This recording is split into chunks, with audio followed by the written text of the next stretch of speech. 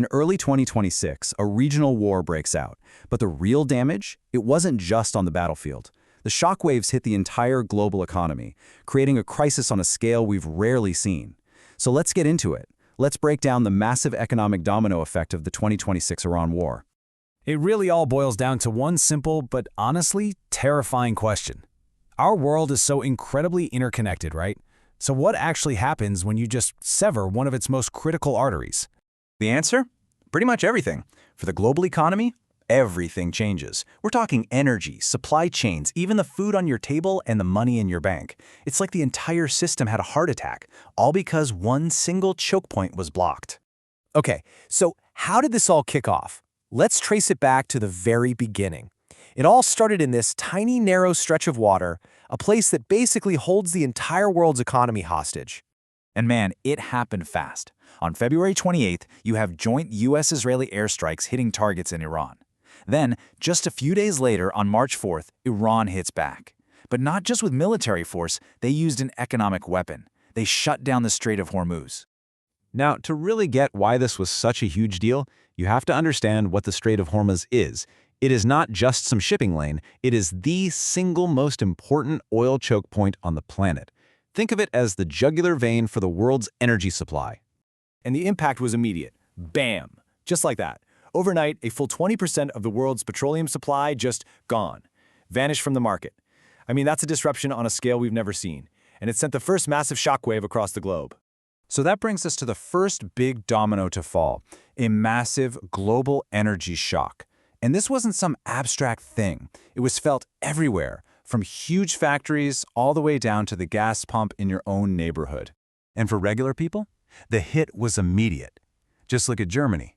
A liter of gas jumps from about €1.80 to $2.20 in 5 days. And that same story was playing out all over the world. The pain at the pump was real, and it was severe. Of course, the markets totally freaked out. Brent crude oil, that's the global benchmark, it soared past $120 a barrel. But here's the thing, it wasn't just about oil. Qatar, which is a huge player in liquefied natural gas, or LNG, basically declared force majeure. That's a legal term for saying, hey, something catastrophic happened, we can't fulfill our contracts. So all of its exports just stopped, dead in their tracks.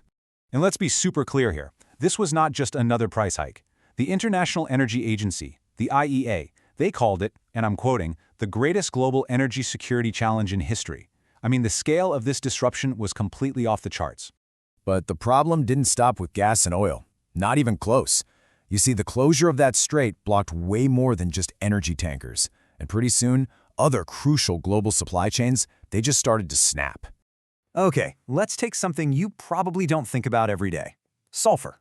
Turns out, almost half of all the sulfur that's traded globally comes right out of the Gulf. And suddenly, it was all trapped. Now you might be thinking, sulfur? Who cares?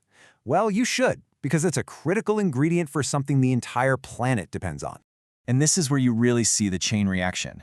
That sulfur shortage, it made fertilizer prices explode, which threatens our global food supply. That LNG shutdown in Qatar, it also trapped a third of the world's helium. You need helium for MRIs, for making computer chips. Suddenly, that's a crisis. And then you have aluminum.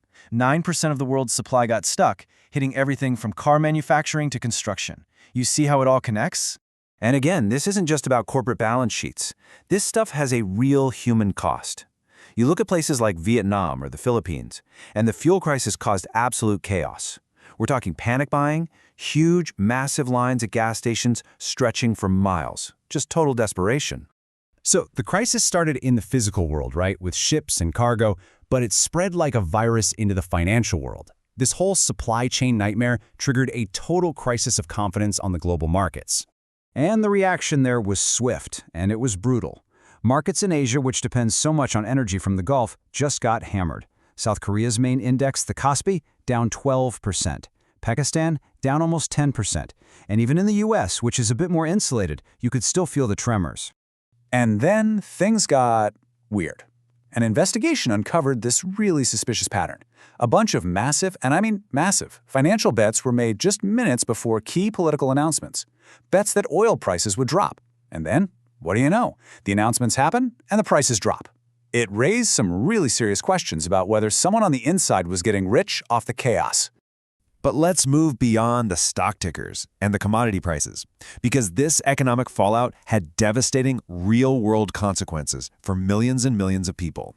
I think this quote really nails the psychological shift that happened. For decades, right, the story was that the Gulf was this super safe, stable place to do business, to travel. This war just completely shattered that idea. It pulled back the curtain on the glittering facade and showed how fragile it all really was. The human fallout was just immense. First, you had a mass exodus of expats and skilled workers fleeing the region. Then air travel ground to a halt. We're talking over 4,000 flights canceled every single day. On the ground, there was a literal grocery supply emergency as food prices shot up by over 100%. And maybe the scariest part? Strikes hit desalination plants. And for a place like Qatar, that's 99% of their drinking water. A true humanitarian crisis was on the horizon. And that pretty much brings us to where things stand now. The actual fighting has paused, for now. But the economic war is still raging, and it's left the whole world in this really fragile, unstable state of limbo. Peace talks were held, but they completely fell apart. And it really comes down to this fundamental disagreement. The U.S. is demanding that Iran give up any and all capability to build a nuclear weapon. Iran, on the other hand, insists it has the right to a civilian nuclear program, which includes enriching uranium. And on that point, neither side will budge. It's a total deadlock. So what we're left with is this really tense standoff. It's been called a no-war, no-peace situation.